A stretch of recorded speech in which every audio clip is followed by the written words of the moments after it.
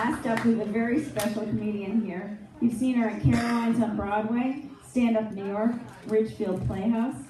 And she says all over she has to keep on the move because she always wears the same yellow sweater and is on the run from the fashion police.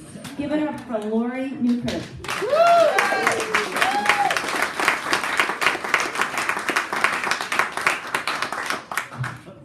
Hi! There we go. Okay, hi! Okay, I'm still really impressed that my husband and I, our marriage, survived the quarantine. Thank you.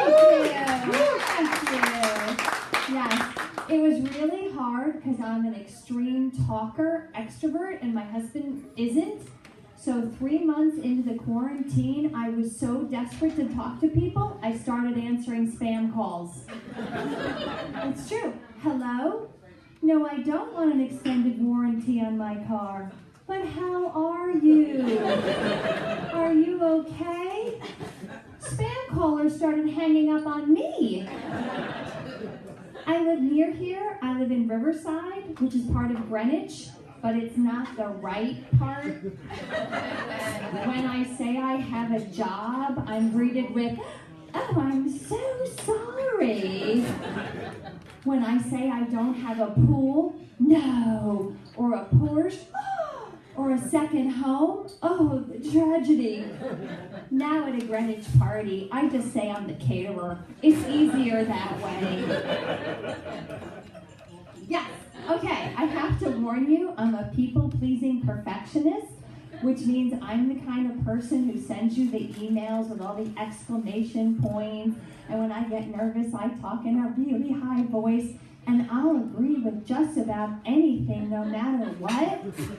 Like, yes, discussing politics over social media has brought our country together.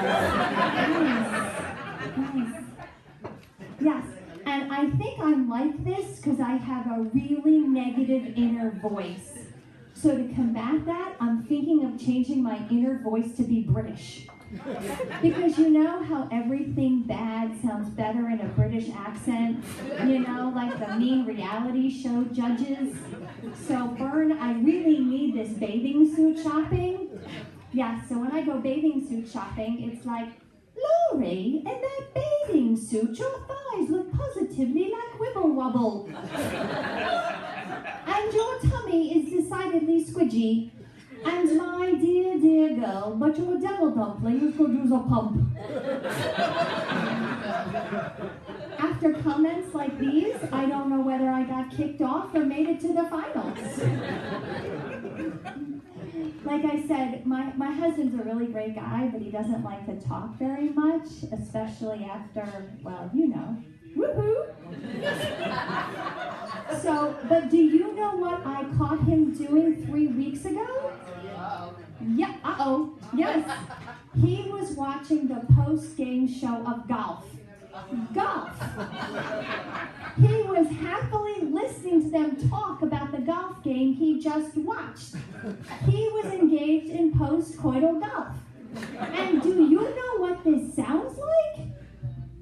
Well, Rich, why did Tiger miss the putt on 17? Well, Gary, he hit the ball too soft and it didn't make it to the hole. Why did he miss the putt on 18? Well, there he hit the ball too hard and it went past the hole. And that has my husband enthralled. So from now on, forget Victoria's Secret. I'm putting green sheets on the bed and holding a flagstick.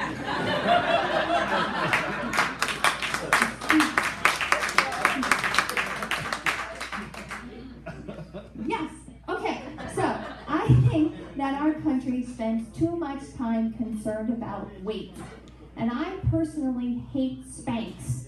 And for those of you who don't know what Spanx are, it's like a girdle women wear under their clothes. It's like bicycle shorts that's 5 sizes too small. It makes you look thinner by hiding your stomach up behind your lungs. And you look thinner, but this is how you feel. And it's getting worse because now they have Spanx for men. They really do. And this is is not a good idea. No, between your testosterone and being competitive and your tendency to be a little gassy, this is not going to end well. The headline is going to read, "Man at chili eating contest wearing Spanx farts and explodes." That's not good. And on top of it, I think it's terrible that there's a clothing size for women of size 0. Oh, I'm nothing. How exciting. I don't understand this. I think soon in women's clothing stores, they're going to replace mannequins with skeletons. The children will be so confused, they'll think it's Halloween. Women will be like, "No, dear, that's just Mummy's ideal weight." No, it's just wrong. And what would legendary sex symbol Marilyn Monroe do if she was alive today? I mean, she was a size 14. Today, they wouldn't let her star in the movies as a sex symbol. They'd make her be the good-hearted comedic friend. I don't understand the desire to be a 0. I mean, even a pencil is a 2.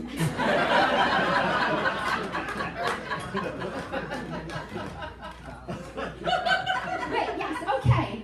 So, I think one of the other reasons I'm kind of anxious is because of the games that we had when we were kids, right? Okay, so you're bored and your parents say, "Here, fine, you're bored, here's Clue, solve a murder. You're 7, that shouldn't be a problem." And like the names of the suspects wasn't so bad, right? Professor Plum, Colonel Mustard, Miss Scarlet. But where did the murders take place? In a far-off jungle, an exotic land? No, in the house. In the bedroom, in the kitchen, in the dining room. And what were the weapons? Was it a phaser or a laser gun? No, it was a knife, a gun, a rope, a pipe, a wrench, and a candlestick. A candlestick?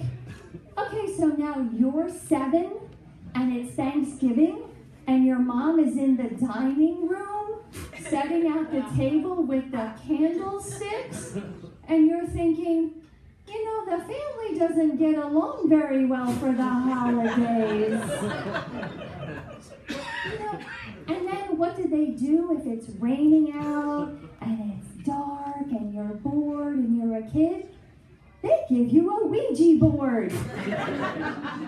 And do they ask you to, try to get in contact with the Easter Bunny or the Tooth Fairy or Santa Claus?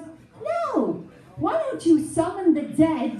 Yes, talk to dead people. And then when you go to bed, they wonder why you're like, could you check the closet? But I think the thing that helped us out when we were kids that made my generation stronger is our playground, right? They had a different sense of safety back then than we did today, right? You know, we had this slide, it was really tall, it was made of metal, right?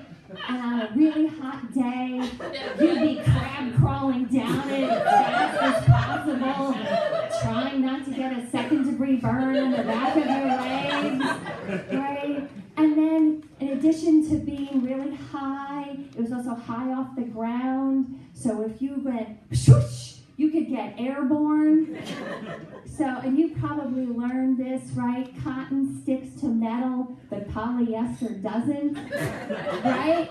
So one day I'm wearing my little pink polyester culottes, and I climb up to the top of the slide, and my girlfriend Barb comes with me, and she gives me a big push, and I go swoosh, flying down the slide and across the playground and right into Alex and Teddy.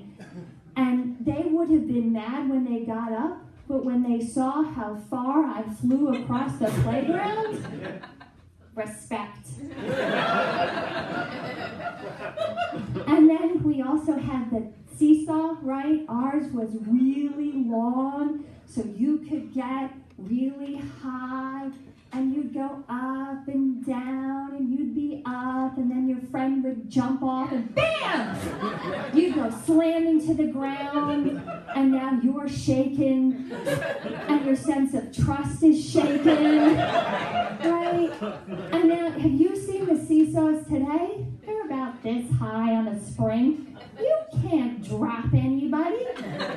You can't learn about betrayal on that. No, and lastly, they had the jungle gym, right?